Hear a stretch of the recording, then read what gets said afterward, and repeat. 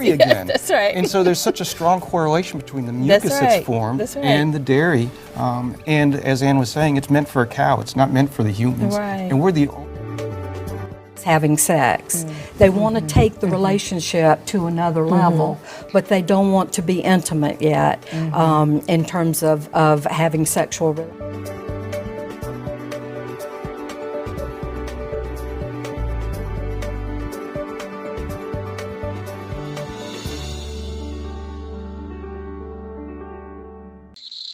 Hello and welcome to Right Decisions. I'm Tammy Moye Johnson, your host. It is indeed my pleasure to come to your homes weekly with a show that's created to provide tools for success.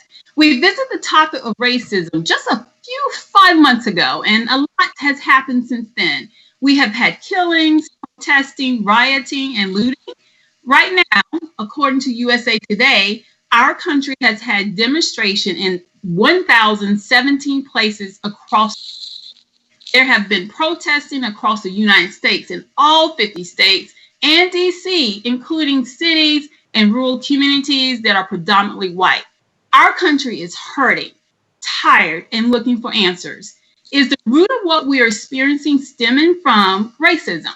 And what can we as leaders, parents, and concerned citizens do about this pain that stems from years of social injustice? Today, we're discussing racism in the 21st century. I've asked Chris Martinez, lead pastor of Lakeside Church located in Lexington, South Carolina, Principal Kafele, author and school leadership expert from Jersey City, New Jersey, and Curtis Linton, founder of the Domino Foundation in Salt Lake City, Utah, to join me in discussing this critical topic today. Welcome, everyone. Thank you. Hi. Thank you. Yes, absolutely. Good to see you guys. And I'm going to say this, you all are my good friends. And I'm so delighted to talk with you, with my good friends on today. Chris, I'm going to start with you because it was just 5 months ago in January when we did racism in the 21st century. And we talked about how that people should reach out for people with a different skin tone. I believe that so much has happened since then. You know, we've had these protests. This is a big movement, you know, and I know God was helping us during that time. He was trying to let us know what's coming down. So what do you think that this movement is saying? What do you think that, what do the people want? I personally think that the movement is just an indication of the anger and the hurt that people are feeling. And, you know, we've had kind of 2 big cases that I'm aware of in Georgia and in Minneapolis that really just upset a lot of people all across the country. And, you know, I think that's what this is showing. People are just kind of angry. And I think it's, you know. Absolutely. They want to change. They want something done, right? Principal Kafele, you are a developer. You have motivated not just young Black males, although you have written the book. The book you make, motivating young Black male life, right, to be successful. But you also help principals and you also help assistant principal. And I'm gonna do a quick little plug right here because we're partners with this seminar, this institute we do every summer in July. So principals, hey, come out and learn from Principal Kafele every summer in July. But back to how you motivated young Black males. What do you think their take is on this? What's going on right now in the country? Yeah, well, depending on the age group that you're talking about, if you talk about the teenagers and above, the young adolescents and above, they know what's going on because they're out there and they're dealing with it on a regular basis. They know what the harassment is. I knew what it was at a young age, and while this is happening, I had a white buddy of mine from back in high school days that wrote me literally about 2 hours ago to tell me, to remind me of a situation I had with police back when I was about 17 driving a car. And I totally forgot about it, but he brought it back to the fore. But the young people, they're out there. They're experiencing this. They know what it is and they're fed up. And we saw a lot of that reaction the first 2 nights after the murder of George Floyd. So, but now you got other folks who are who are paying attention as well. You said the masses of white people all over the city, all over the country, I should say, all over the world, because we saw it on film. We saw it on film, and it just drove it home that this is a real issue that needs to be confronted. And you know what? And I'm going to let Curtis jump in now. Curtis is in Utah, and this past weekend, he had his entire family at a march in the Capitol. And let me just stop for a minute. Curtis is a white American, but he has Black children. His wife, Melanie, they also are the co-founders of Domino Foundation, which promotes adoption or transracial families. So tell me, how has this impacted your family, Curtis? Oh, it's been significant. It's important to note that.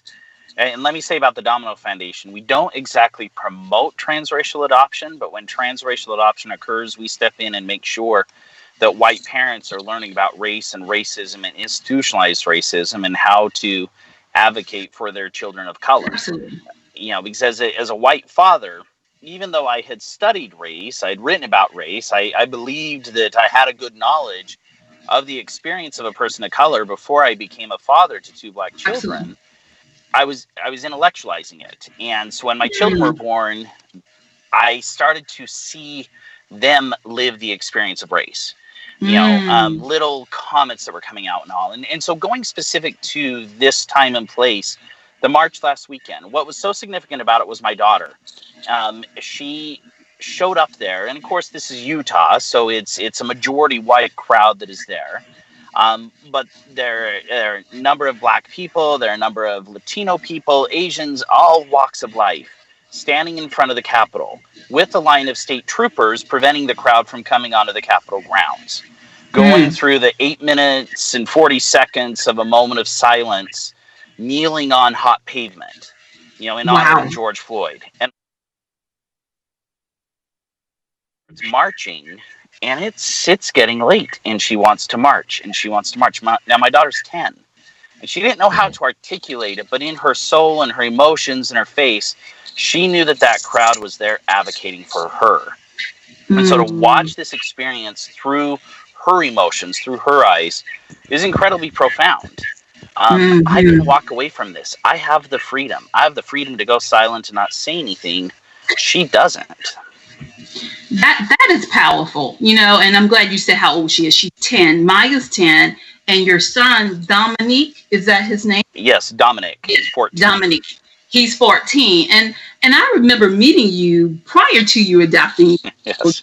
And as you said, you wrote a book about courageous conversations about race for educators. And you promote equity. You promote it. It's in your heart to bring about social justice, as well as with Principal Kafele. It's in your heart about bringing our Blacks and whites, everybody together. What are some of the tips that you would like to share?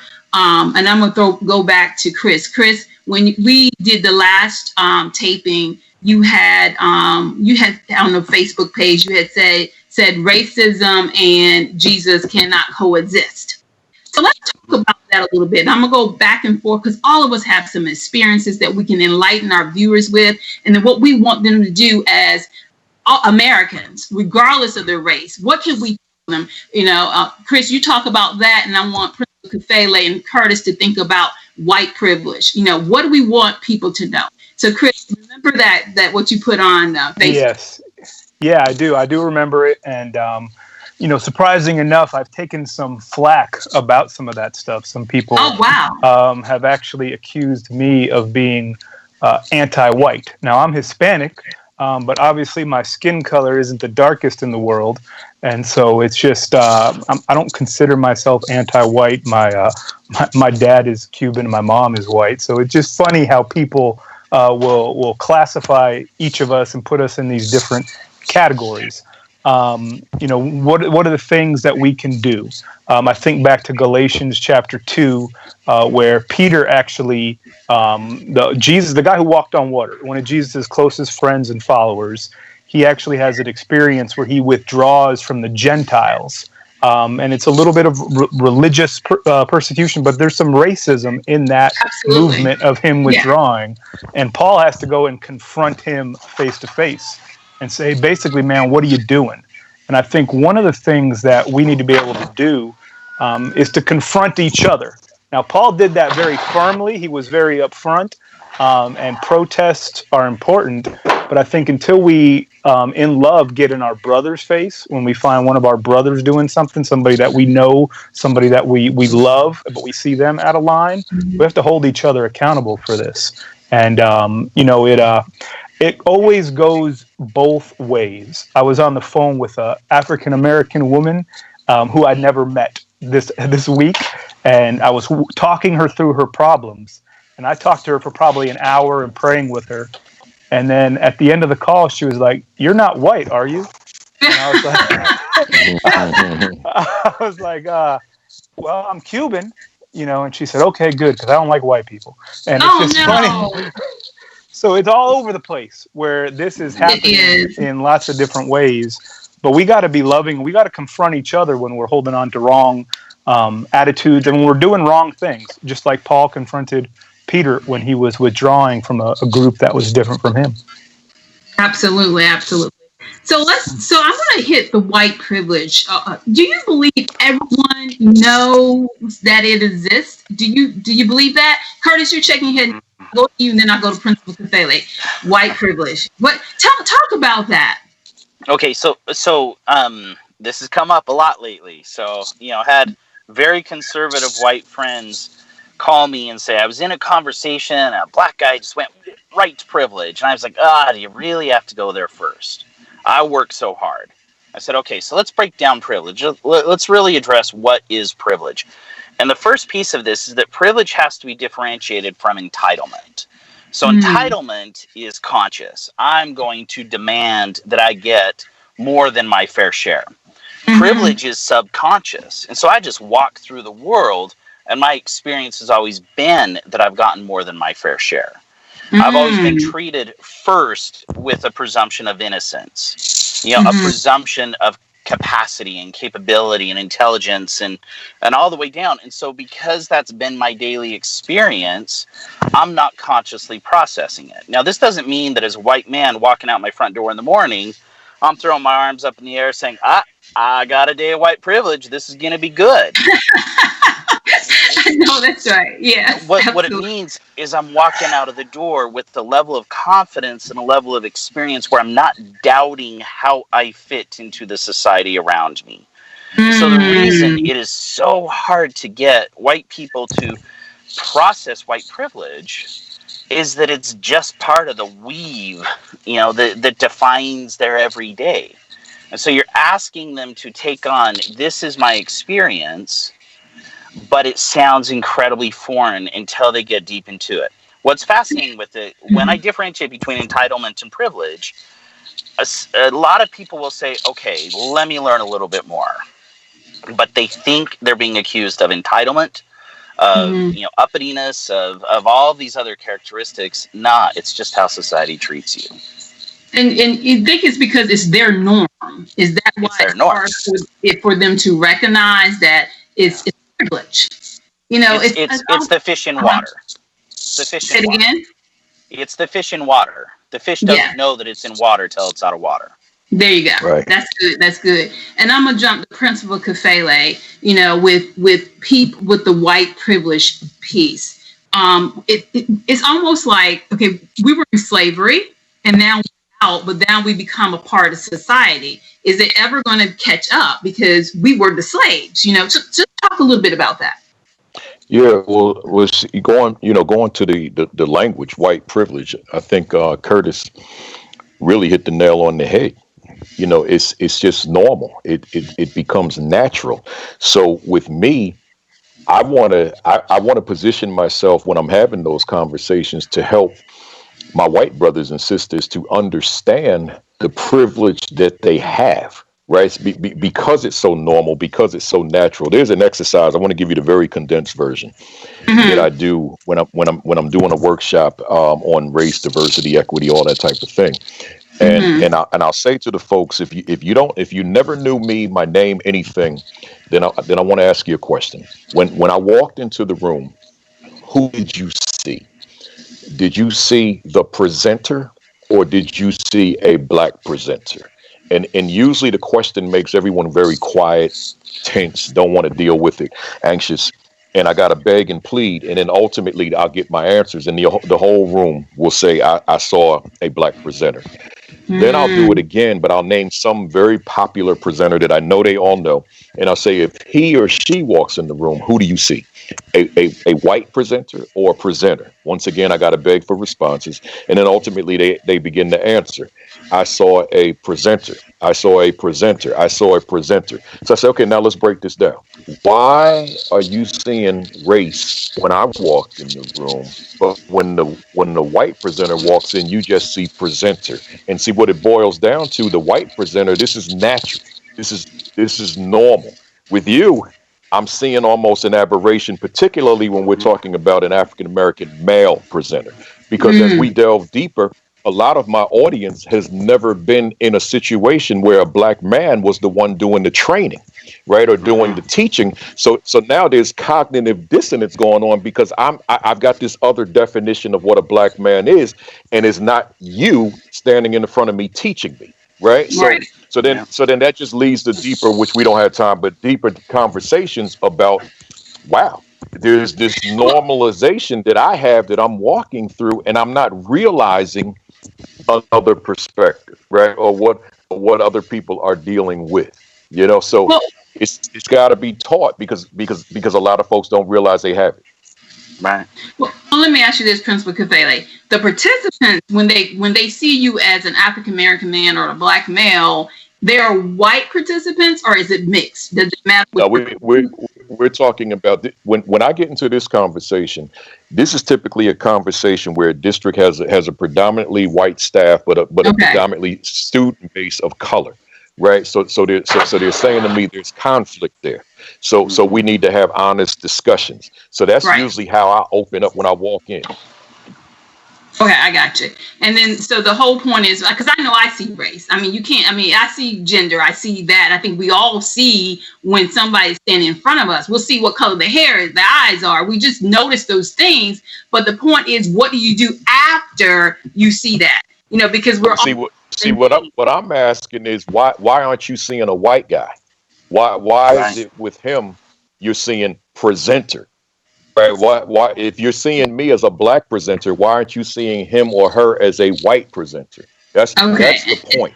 So in other words, because the white presenter is the norm, this is what I expect. So now I'm seeing this black guy come in here to do the same thing, and this is not normal to me. This is not natural to me. Now, of course, I'm not speaking for the entire white population, but I'm talking about a population of folks who may be sitting in a room that for the very first time, I'm seeing an African American in person delivering content, training me to be better at what I do.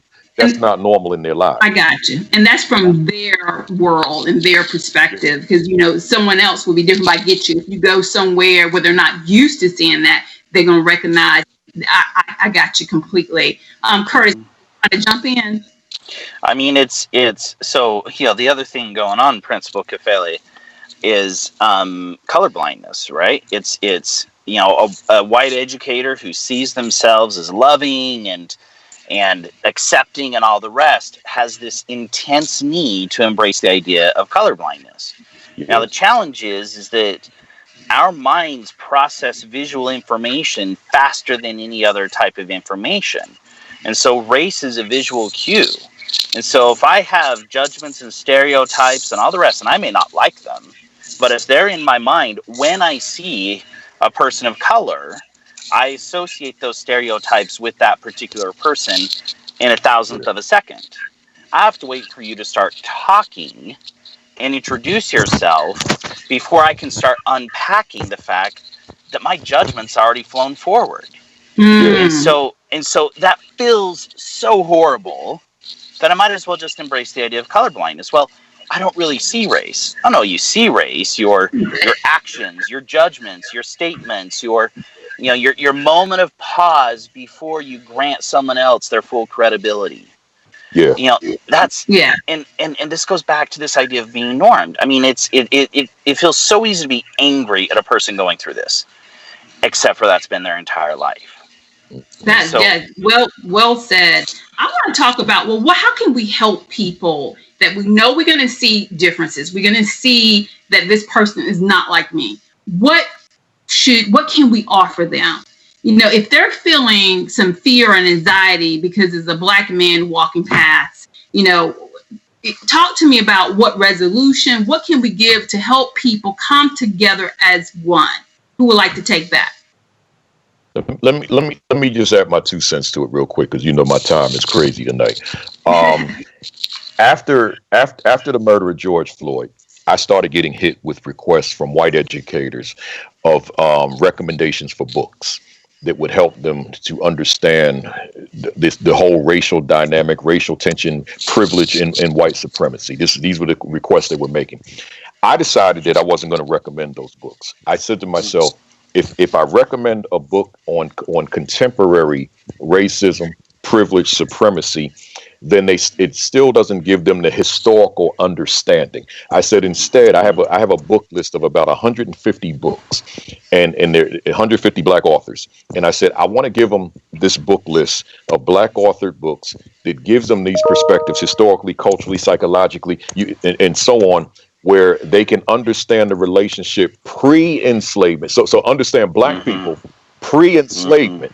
So that they understand who are these African American people, who are they as it relates to science, mathematics, technology, architecture, engineering, medicine, etc., as opposed to the stereotypes of swinging on trees, right, on vines. So let me give them that, and then let me give them more information on the relationship of Blacks and whites starting in 1619 to the present. Yes. So a lot of them felt so overwhelmed by the volume of books. They said, "Can you recommend like a handful of?" So I said, "Let me give you 2. Introduction to African Civilization by John Jackson, which is strictly Africa, and then Before the Mayflower by Lerone Bennett Jr., which starts in Africa, but its focus is 1619 to the present." I said, read those 2 to get a sense of the 401-year relationship of Blacks and whites, and then the critiques and analyses on racism will make more sense. Yes. But if you don't have that, then this contemporary stuff is going to be missed. There's going to be voids in it. So that's the way I had approached that with a lot of my followers on social media. I love that, giving them some history, reading, understanding people instead of going on stereotypes. Excellent. Yeah. Who wants to jump in next? Chris? I got so lost in that answer, and I was trying to take notes. Can you say the question again? Because I want to make sure. That was a good answer. What can we offer people? What can we give them? So, right. You know, knowing that we want to bring them together. You know, this is a time for our nation, and I'm very proud that there are more whites walking. Curtis, you talked about that in Utah. Is that we're coming together. People are tired, regardless of the races. So what else? And I love what Principal Kafele said as far as the giving them some history so that they can understand people of color. Curtis, you want to jump in? So one of the most common things that a white person will say to me is, "Well, I didn't play a part in slavery." You know, and even I wasn't a participant in putting down the protests during the Civil Rights Movement. I wasn't there. And Principal Kafele, what you say is so pertinent, because even when you look at the issues around policing today, our police forces in the U.S. were designed to help police slavery. I mean, that was the original design. That's and right. So we have constructs in play today that date back to 1619. And so what, you know, for me, thinking about working with white people, I talk about redlining. You know, redlining, if white families have 10 times the wealth as African American families, 90% of that wealth is in housing. It's in land. Mm-hmm. But white families are about 2 generations ahead in terms of getting cheap loans to buy houses in suburbs that would take them in. And so all this matters, because even though I wasn't wealthy growing up, I was able to live with my parents while I went to school and not have to pay rent. So the money I earned went to my college education. That's privilege, even if it's not wealth. There's a big distinction there. Yes. You know what? Oh, go ahead. I'm sorry. You're right. There's a distinction, and our time is running out so quickly. And I really want to hit that spiritual component, Chris, that create a clean heart. Looking at people differently. So can you add us the spiritual component? What can we offer our viewers of the spiritual piece? So when I look at my life and I think of the deepest relationships that I have with people of color or people without it, all of them center around the fact that we both have a relationship, or all have a relationship with Christ. And one of the things this anger is calling out for is people want something new. They don't like what we have. We need something new. And I think the best newness we can get is really a change of heart. Yes. God can really do great things in a heart. And so we will approach it on the political sphere, on the relational sphere, educationally. But when it comes down to it, the work of God in a heart, it really talks about being born again. And when I meet another brother or sister that is born again, it really doesn't matter what we look like. There is a deeper relationship there than our skin color or than where we were raised or how we were raised. And I think that is a component to this, is the grace that God can pour out in somebody's life to heal past hurts, open blind eyes so you see things you're doing that you didn't even know were wrong, and reconcile the broken. I mean, I think that's a big part of what Christ wants to do. That is awesome. And I'm so sorry I have to stop there. But you guys, I would love to have you back when we get a chance that we can finish this conversation. Thank you so much. It has been today to discuss racism. We as a nation must have these courageous conversations about race and social injustice. We must come together. It's going to take all of us, every race, to make a change. Enough is enough. I pray that if you are dealing with the hatred or racism or even unforgiveness for the way that you've been treated, that you will pray and ask the Lord to create in you a clean heart. Our mission at Right Decision is to leave you with tools and strategies to make your life easier and more successful. At Right Decisions, we just don't want you to prosper here on earth. We want you to prosper eternally as well. There's no right decision without making the best and ultimate decision at all times. That is making Jesus Christ your Lord. If you do not know Christ as your Lord and Savior, I encourage you to do so right now. Just simply believe with your heart that Jesus died for your sins. Confess out loud that Jesus is your Savior. Now, when Jesus returns, you'll be able to join him. Hey, thank you so much for tuning in to Right Decision, a show with a positive message. If you'd like to email me, if you'd like to contact me, email me at choosetomakerightdecision@gmail.com. Have a wonderful week. We'll see you next Sunday. Goodbye for now.